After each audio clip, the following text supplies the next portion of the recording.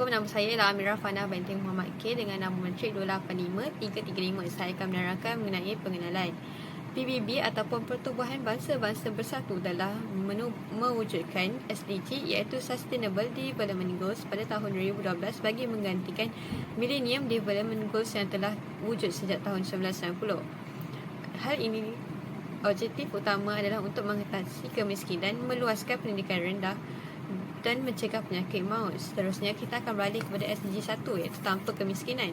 Objektif utama tanpa kemiskinan ialah penurunan jantina dan kemiskinan dalam kalangan kanak-kanak dan wanita menjelang tahun 2030 dan menyediakan perlindungan yang cukup bagi semua bangsa dan umur. Hal ini demikian kerana 50% daripada orang miskin adalah di bawah 18 tahun. 1 daripada 10 orang adalah orang miskin yang tegar. Manakala Afrika Sahara adalah penyumbang utama sebanyak 80% dalam kemiskinan.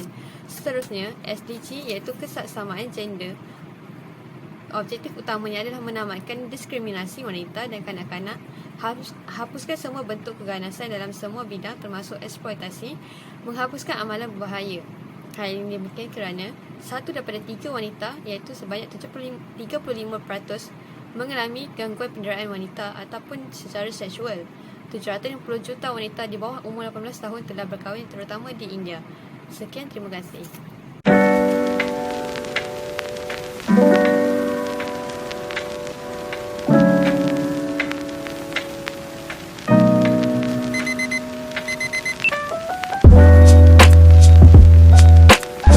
Assalamualaikum, saya Senda binti Mokhtar, nama Matric 284716. Untuk isu dalam SDG 1 iaitu tiada kemiskinan dimaksudkan sebagai satu keadaan sebuah kekurangan yang dihadapi oleh masyarakat dalam negara ini. Seterusnya, kurang daripada segi pendapatan untuk mendapatkan keperluan harian, taraf pendidikan tahap rendah, tiada harta benda dan sebagainya.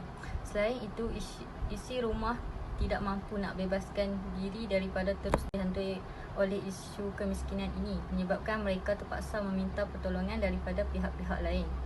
Jurang perbezaan kemiskinan ini dikhawatiri akan terus menjadi penyebab kepada kesusahan hidup dan terus terperangkap dalam masalah ini.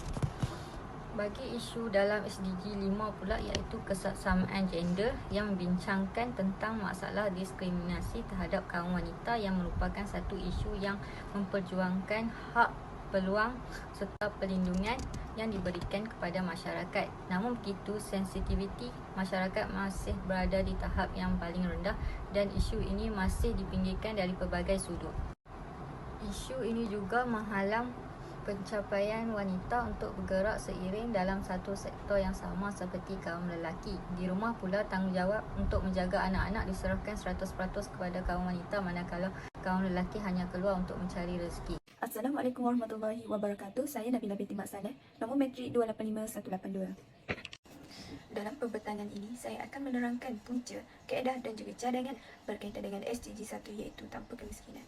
Terdapat 3 punca kadar kemiskinan masih tinggi di Malaysia iaitu disebabkan oleh isu semasa COVID-19. Kewujudan pandemik COVID-19 telah menyebabkan berlakunya kemiskinan, situasi yang telah memaksa pihak kerajaan melakukan Perintah Kawalan Pergerakan.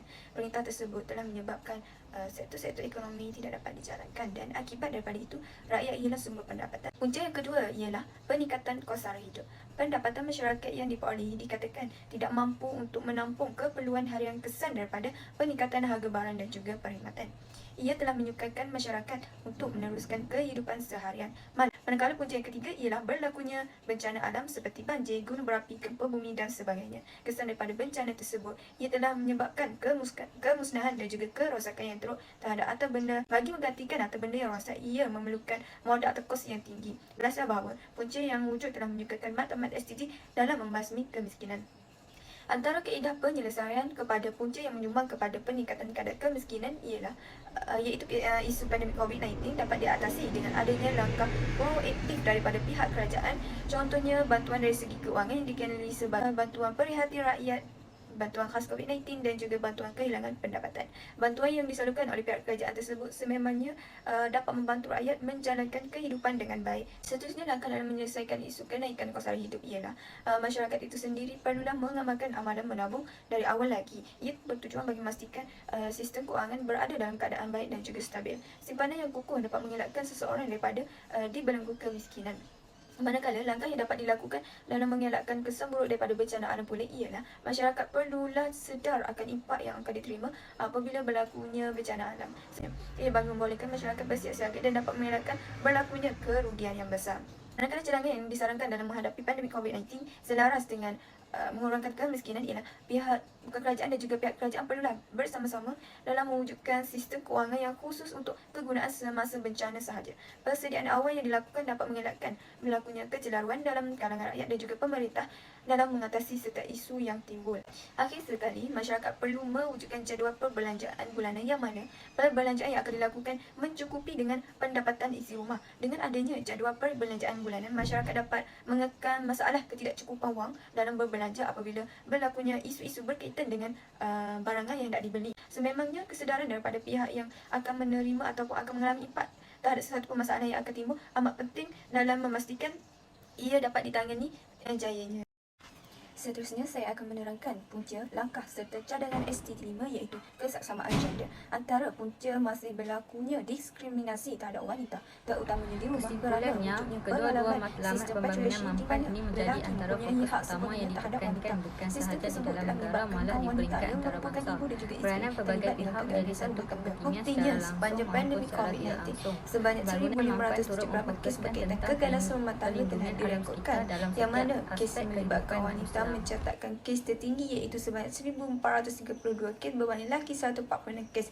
Jelas, punca yang seterusnya ialah sebab wanita mengalami diskriminasi gender di tempat kerja kerana kemungkinan disebabkan status seorang wanita itu. Berdasarkan apa yang berlaku semasa sesi temu dengan ketua utamanya, hal-hal berkaitan dengan status perkahwinan, bilangan anak dan sebagainya turut dipersoal oleh majikan.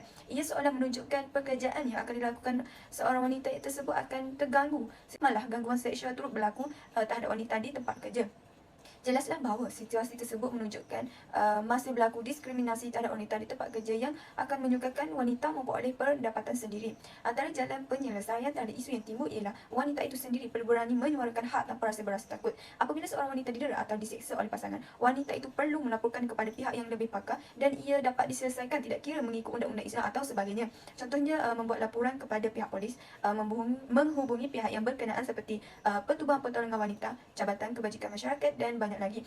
Sebenarnya tindakan seperti itu amat penting bagi memastikan keselamatan seseorang wanita terjamin. Itu bagi mengelakkan berlakunya diskriminasi wanita di tempat kerja pula ialah pihak kerajaan terutamanya perlu mewujudkan akta yang lebih ketat di mana setiap majikan, perusahaan dan individu yang telah melakukan kekejaman terhadap wanita di tempat kerja perlu dikenakan tindakan undang-undang yang lebih keras. Sememangnya akta bagi melindungi wanita telah diwujudkan, namun begitu kes-kes sebegitu masih berlaku. Sememangnya penambahbaikan akta yang sedia ada perlu dilakukan bagi memelihara hak wanita. Antara cadangan yang dapat diutarakan dalam mengatasi isu diskriminasi terhadap wanita adalah selaras dengan penggunaan teknologi moden pada masa kini.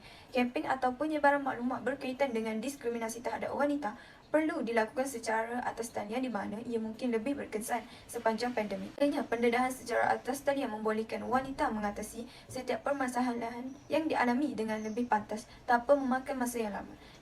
Cadangan yang terakhir ialah persatuan-persatuan yang terlibat dalam memberi kebebasan dan keadilan bagi wanita perlulah melakukan aktiviti khusus untuk kaum wanita sahaja dengan lebih kerap. Contohnya, aktiviti yang dapat dilakukan ialah bergotong royong, sesi bertanya khabar, bersenam dan sebagainya. Melalui aktiviti tersebut, wanita dapat berkongsi setiap permasalahan yang dialami oleh mereka. Memangnya pengurangan keganasan terhadap wanita membolehkan maklumat HCG dapat dicapai ataupun dapat direalisasikan.